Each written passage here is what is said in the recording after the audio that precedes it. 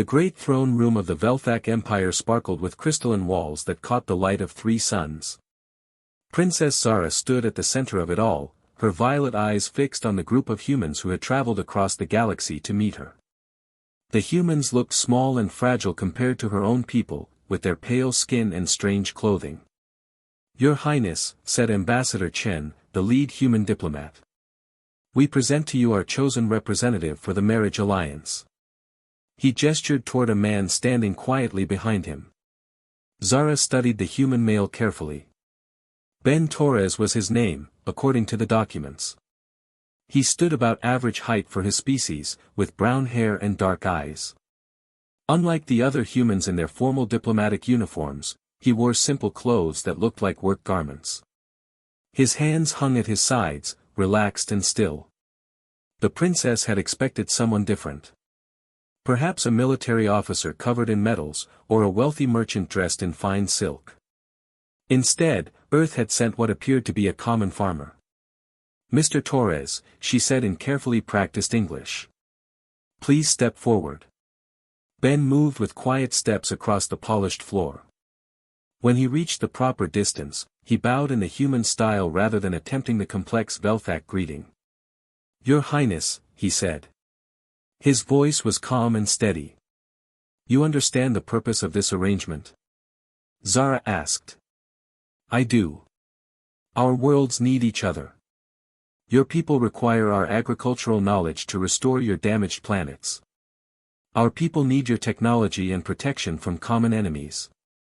The princess nodded. She had studied the reports carefully. The Velthak Empire controlled vast territories, but centuries of war had left many of their worlds unable to grow proper food. The humans possessed remarkable skill with crops and soil, somehow making plants grow in conditions that seemed impossible. "And you are willing to leave your home world permanently for this alliance?" Ben looked directly at her, his dark eyes serious. "I am, Your Highness. I believe this partnership can benefit both our peoples greatly." Over the following days, the humans remained in the palace as guests while the final details were arranged. Zara found herself watching Ben during the formal meetings and ceremonial dinners. Unlike the other diplomats who spoke constantly of trade agreements and military cooperation, he asked questions about Velthak culture and history. "How do your people celebrate the changing of seasons?" he asked one evening as they walked through the palace gardens. "We hold festivals for each of our 3 suns," Zara explained. "When the red sun is highest, we celebrate growth and new beginnings. When the blue sun dominates, we honor wisdom and learning. The white sun brings celebration of unity and family." Ben nodded thoughtfully. "On Earth, we also celebrate seasons. Spring for planting, summer for growth, autumn for harvest, winter for rest and reflection." They stopped beside a fountain where alien flowers bloomed in impossible colors. Ben knelt and examined the soil around the plants with the focused attention of someone who understood growing things. "Your garden soil is too alkaline," he observed. "That's why these blue flowers are struggling. A few simple changes could help them thrive. You can tell that just by looking. I've worked with plants my whole life. Soil talks to you if you know how to listen." The princess found this intriguing. In the Velthak Empire, food production was handled by massive automated systems. The idea of personally understanding plants and earth seemed almost magical. As the week progressed, Ben spent increasing amounts of time in the gardens. The palace staff, initially suspicious of the strange human, began to warm to him as they saw his genuine respect for their work. He helped repair a broken irrigation system and showed them new techniques for plant care. "He is not what I expected," Zara confided to her advisor, General Crix. "Indeed, Princess. Most humans we have encountered are either warriors or merchants. This one seems to care only for growing things." Zara watched Ben through her window as he worked alongside the gardeners. His movements were efficient and purposeful, but gentle. When he spoke with the staff, he listened carefully to their responses and showed genuine interest in their knowledge. The formal betrothal ceremony took place in the Hall of Starlight, with representatives from both governments present. Ben wore the traditional human formal wear, a simple black suit that made him look even more ordinary. As they exchanged the ritual words, Zara noticed small details about her future husband. His hands bore calluses from manual work, as expected from a farmer. But something about the way he held himself seemed different from the other humans. His eyes moved constantly, taking in the room and the people around them, though he did it so subtly that most would not notice. During their private conversation afterward, the princess asked about his family on Earth. "I have a sister who teaches children," Ben said. "My parents died when I was young. I was raised by my uncle, who ran a small farm. Do you miss them?" "I do. But this alliance is important. Sometimes we must sacrifice personal comfort for the greater good." The way he said it reminded Zara of conversations with military officers rather than farmers, but she dismissed the thought. Perhaps all humans were raised to think about duty and sacrifice. The wedding preparations consumed the next month. Ben proved helpful in unexpected ways, offering suggestions for the ceremony that honored both cultures. He learned basic Velthak phrases and customs quickly, showing the same careful attention to detail that he applied to gardening. "You learn our language well," Zara commented during one of their lessons. "I find languages interesting. The way people express ideas tells you about how they think. Have you studied many languages?" Ben paused for just a moment before answering. "A few. Travel requires communication." The princess wondered what travel a farmer would have done, but did not press the question. The wedding day arrived with great ceremony. Representatives from dozens of worlds attended, and the event was broadcast across both the human territories and the Velthak Empire. Ben stood beside Zara in the ancient cathedral, looking calm despite the enormous crowd and formal pageantry. As they spoke their vows, Zara felt an unexpected warmth toward this quiet man who would become her husband. He had shown kindness to her staff, genuine interest in her culture, and a peaceful nature that was rare in her world of politics and warfare. "I promise to honor the bond between our peoples," Ben said clearly, "and to work toward the prosperity and safety of both our species." When Zara spoke her vows, she saw something flicker in Ben's expression. For just an instant, his calm mask seemed to slip, revealing depths that surprised her. But the moment passed quickly, and he was again the gentle farmer she had come to know. The celebration lasted for 3 days. Ben navigated the complex social requirements with quiet grace, speaking with diplomats and nobles about agricultural techniques and earth customs. Zara found herself genuinely enjoying his company. Unlike the aggressive courtiers she was used to, he listened more than he spoke and asked thoughtful questions. On the final night of celebration, as the last guests departed, word arrived that would change everything. A messenger rushed into the great hall where Zara and Ben were reviewing wedding gifts from across the galaxy. "Your Highness," the messenger gasped. "Urgent news from the outer territories." General Crick stepped forward to receive the report. His expression grew grave as he read. "What is it?" Zara asked. "The Krex Empire has issued a formal declaration. They consider our alliance with humanity to be an act of aggression. They demand immediate cessation of all cooperation and the surrender of the human delegation." A cold silence fell over the room. The Krex were ancient enemies of the Velthak, powerful and ruthless. They had been quiet for several years, but everyone knew the peace was temporary. "What are their fleet movements?" Ben asked quietly.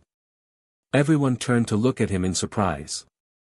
It was an unusual question for a farmer to ask. "We are still gathering intelligence," General Crix replied carefully. Ben nodded and said nothing more, but Zara saw him process this information with the same careful attention he gave to everything else. For some reason, the news of military threat did not seem to surprise him as much as it should have. "We will not surrender our alliance," Zara declared. "The Krex have no right to dictate our relationships with other species." "Indeed, Princess," General Crix agreed. "But we must prepare for the possibility of conflict."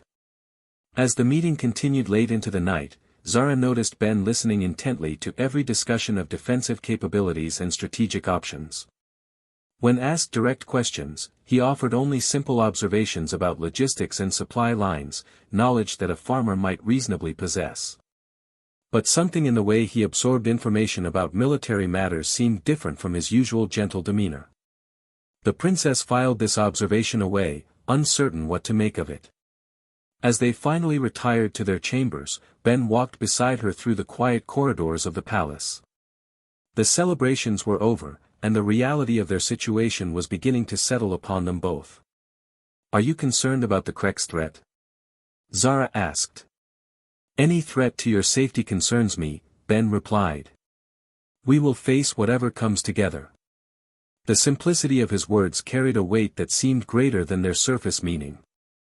As they reached the royal quarters, Zara found herself wondering about the man she had just married. He was clearly more complex than his quiet farmer appearance suggested, but in what ways remained to be discovered. The first phase of their new life together was ending, and the princess had a feeling that the true test of their alliance was just beginning. The morning after the wedding brought urgent meetings in the War Council chamber. Princess Zara sat at the head of the crystal table while military advisors presented intelligence reports about Krex fleet movements. Ben sat quietly beside her, officially present as her husband but seemingly out of place among the seasoned generals and admirals. "The Krex Third Fleet has moved to the border systems," reported Admiral Voss, her scaled face grim. "Intelligence suggests they are assembling additional forces from their core worlds." "How long before they can mount a full invasion?" Zara asked. "Perhaps 30 standard days, Your Highness. Maybe less if they commit their reserve fleets." General Krix activated a holographic display showing the star systems between Krex and Velthak territory. "We have defensive installations here, and here," he said, pointing to key positions. "But the Krex outnumber us significantly." Ben studied the tactical display with quiet attention. When the generals discussed defensive positions, his eyes followed the fleet movements with what seemed like professional interest. Zara noticed him mentally calculating distances and supply lines, though he said nothing. "What about the human fleet?" asked General Krix. "Can Earth provide military assistance?" Ambassador Chen shifted uncomfortably. "Our nearest military vessels are several weeks away.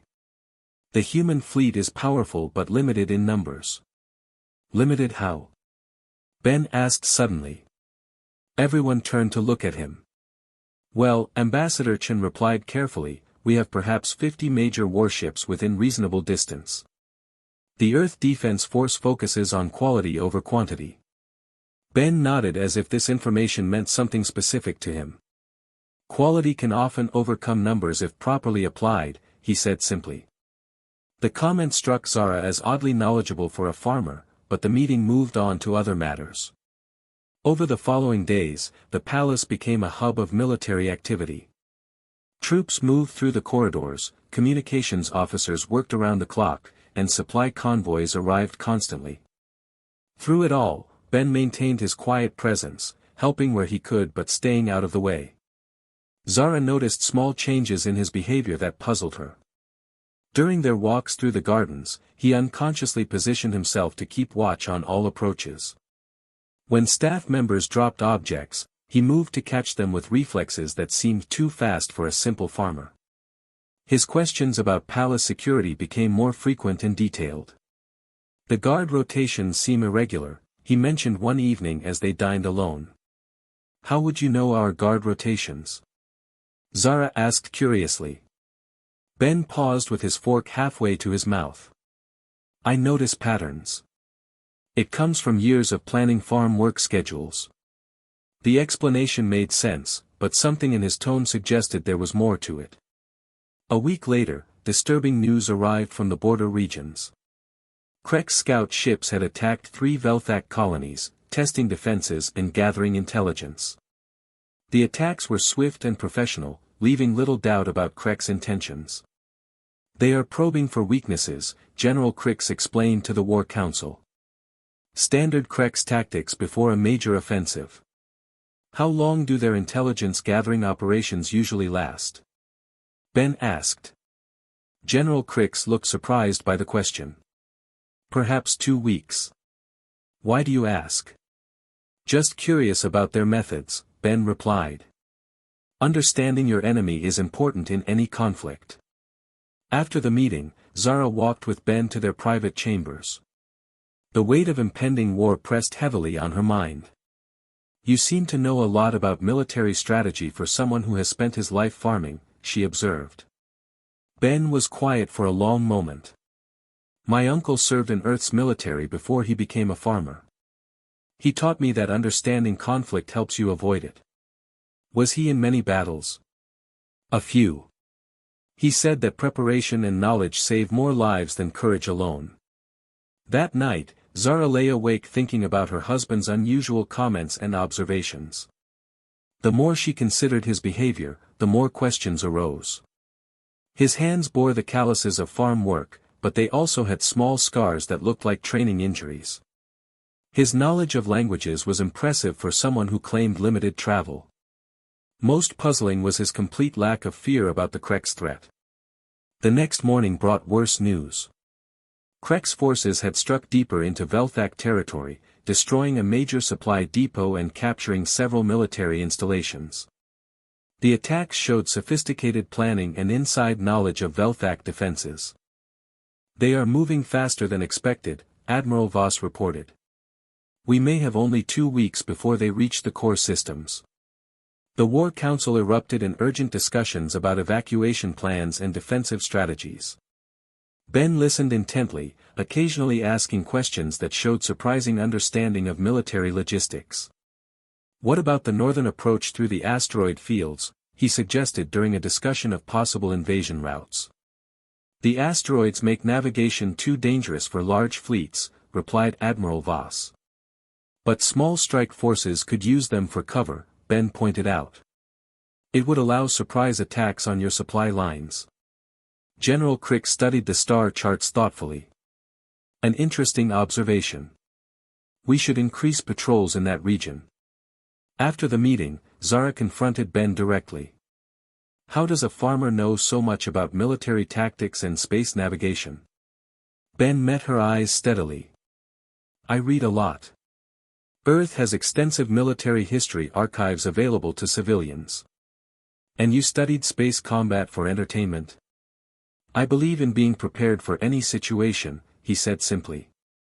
That afternoon, Zara decided to test her growing suspicions.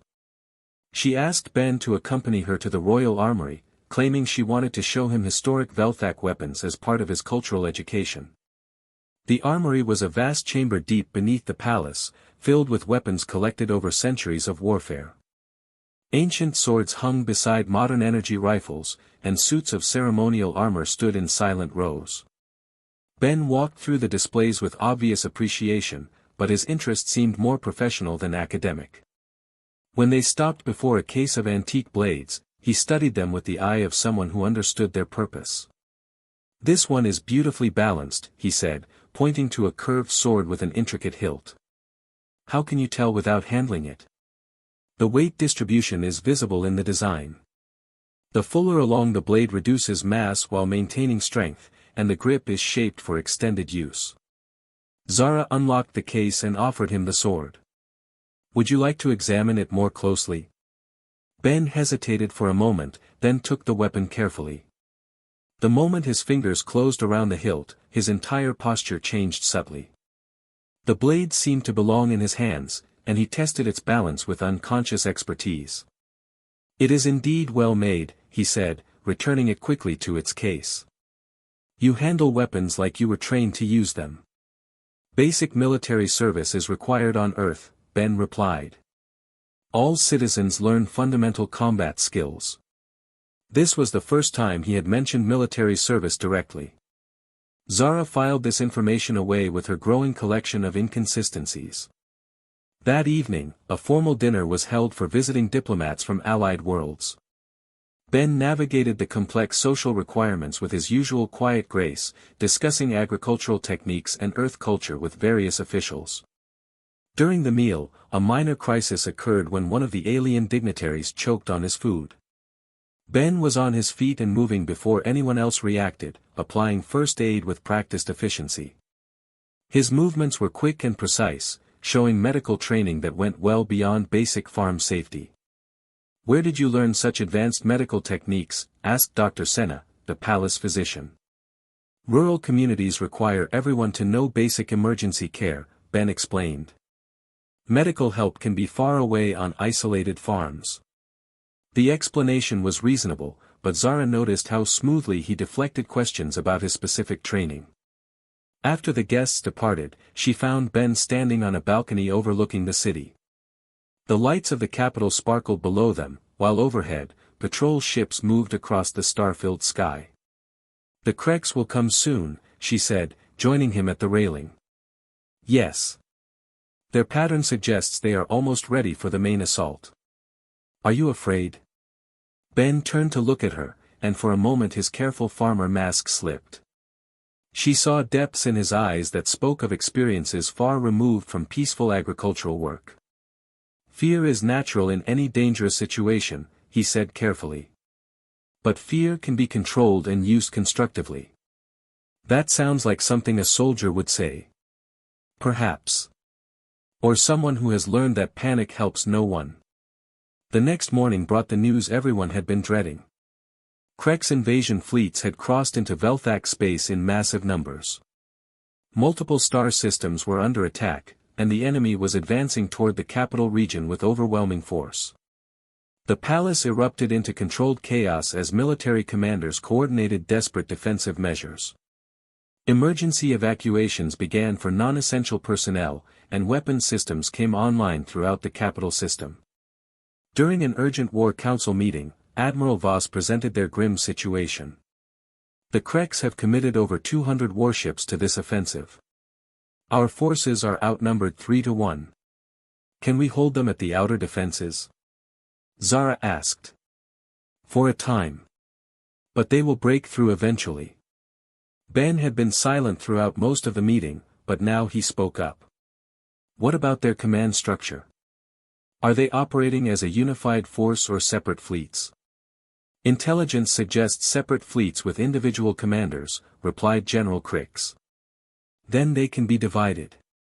Create false weaknesses to draw individual fleets into traps. Force them to spread their forces by threatening multiple secondary targets." The military officers exchanged surprised glances. The strategy Ben outlined was sophisticated and showed deep understanding of fleet combat tactics. "That is actually a viable approach," admitted Admiral Voss. "How did you develop such detailed knowledge of space warfare?"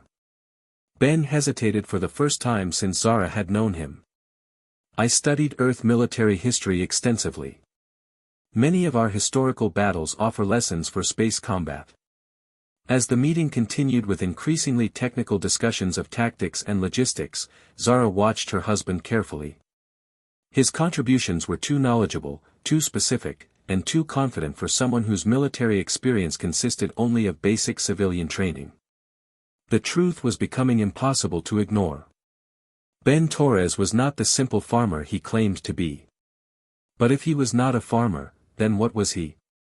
And why had Earth sent him disguised as something he clearly was not?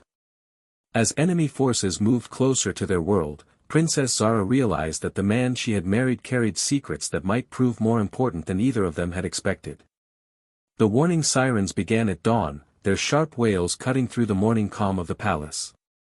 Princess Zara rushed to the command center where General Krix stood before a massive display showing the capital system. Red dots representing Kreks warships moved steadily toward their world.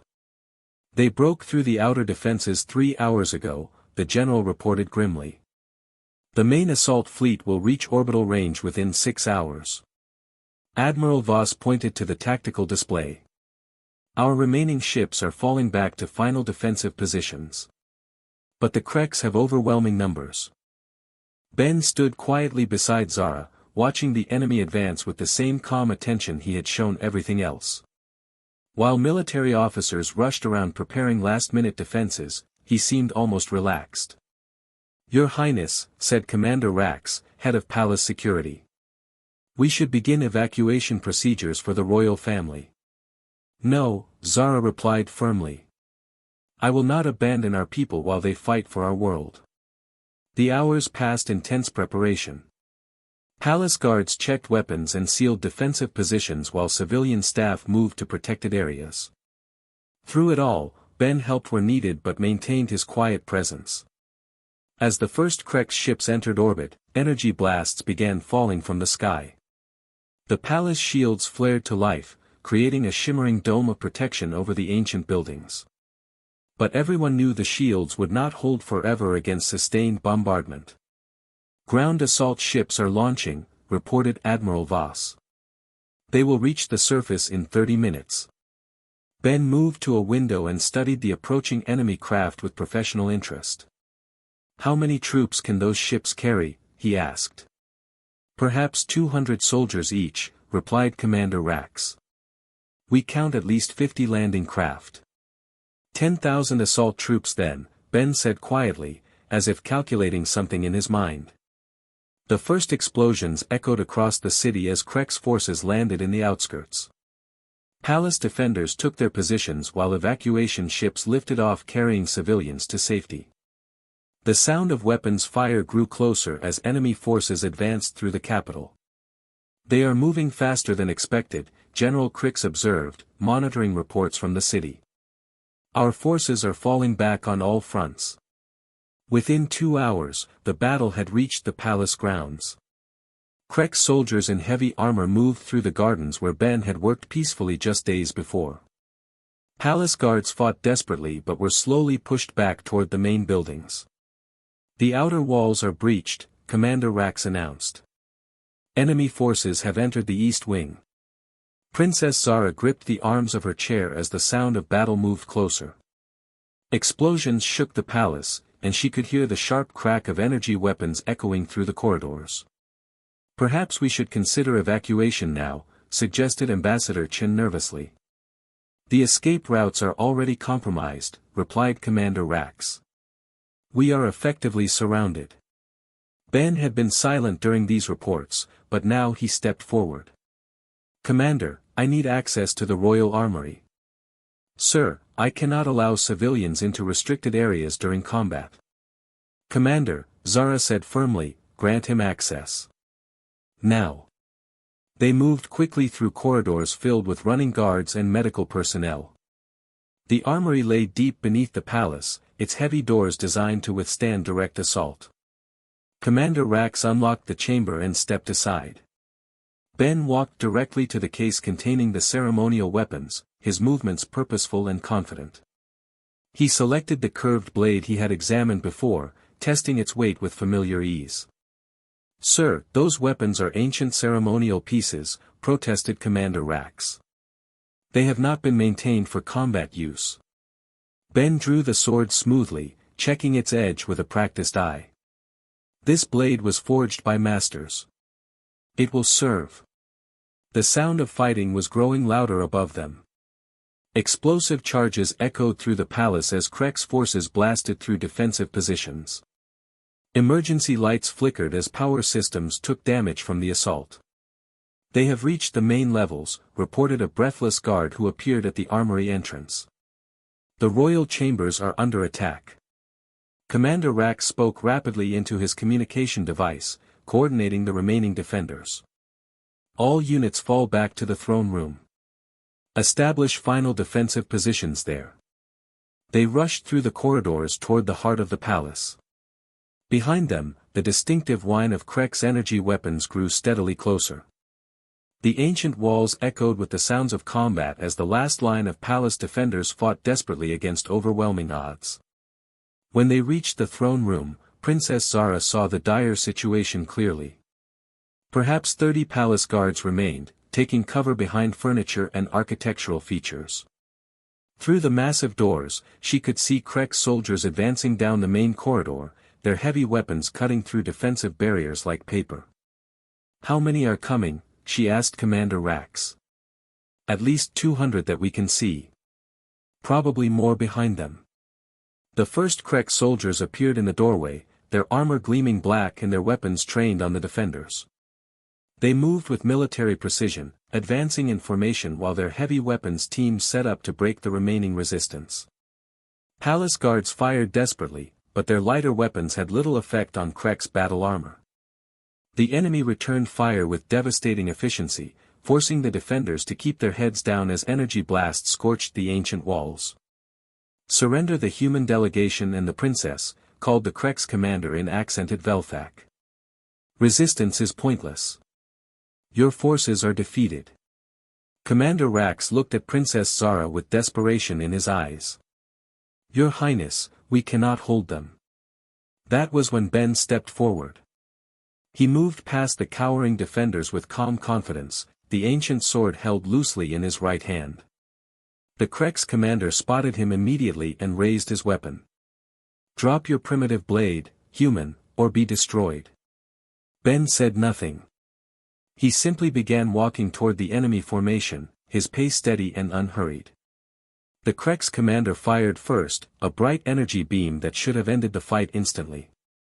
But Ben was no longer where the shot was aimed. He had moved with liquid grace, the sword coming up to deflect the second and third shots with impossible precision. Princess Zara watched in stunned amazement as her quiet farmer husband became something entirely different. His movements flowed like water, each step calculated and purposeful.